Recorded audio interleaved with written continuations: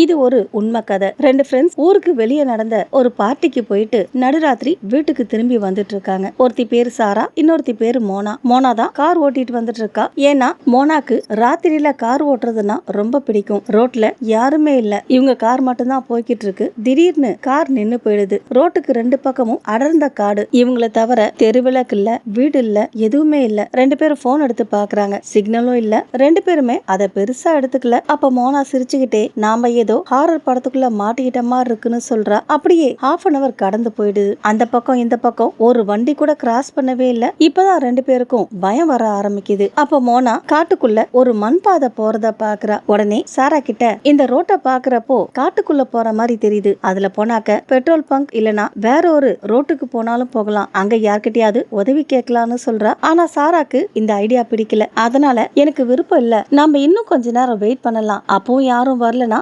அதுக்கப்புறம் இந்த ரோட்ல போகலான்னு சொல்றா. அதுக்கப்புறம் 1 மணி நேரம் போயிடுது. அப்பவும் அந்த ரோட்ல எந்த ஒரு வண்டியும் வரல. அதனால மோனா சொன்ன மாதிரி 2 பேரும் காட்டுக்குள்ள போற அந்த பாதையில நடக்க ஆரம்பிக்கிறாங்க. ரோட்டுக்கு 2 பக்கமும் உயரமான மரங்கள். 2 பேரும் உள்ள போக போக இருட்டு அதிகமாகுது. ஆனா மோனா இதெல்லாம் பெருசா எடுத்துக்காம ஜாலியா கிண்டல் பண்ணிக்கிட்டே வந்துட்டு இருக்கா. முதல்ல கிண்டல் பண்ண ஆரம்பிச்சவ அடுத்ததா பேய் கதைகள் சொல்லி சாரா தோல்ல கை வச்சு அவளை பயமுறுத்தி விளையாடுறா. கடுப்பான சாரா, மோனா முட்டாள்தனமா நடந்துக்காத, நாம ஏற்கனவே வழி தவறி வந்துட்டோம்னு சொல்றா. ஆனா மோனா அதெல்லாம் பெருசா எடுத்துக்கல, ஜாலியா சிரிச்சுட்டு இருக்கா. அதனால சாரா பார்ட்டிக்கு போயிட்டு வந்தாங்க இல்லையா, அத பத்தி பேச ஆரம்பிக்கிறா. பார்ட்டில தான்யான்னு ஒரு பொண்ணு வந்திருந்தா. அந்த பொண்ண மோனாக்கு சுத்தமா பிடிக்காது. அதனால உனக்கு தான்யாவை பிடிக்காததுக்கு காரணம் என்னன்னு கேக்குறா. மோனா அதுக்கு பதில் சொல்லல. அவ பதில் சொல்லாதத பார்த்த சாராக்கு இப்பதான் ஒரு விஷயம் புரியுது. அதாவது மோனாவோட காலடி சத்தமே கேட்கல. மெல்ல திரும்பி பாக்குறா. பின்னாடி வந்துட்டு இருந்த மோனாவை காணோம். உடனே மோனா மோனான்னு கூப்பிடுறா. மோனா கிட்ட இருந்து எந்த பதிலும் வரல. பத்தாவதுக்கு சுத்தி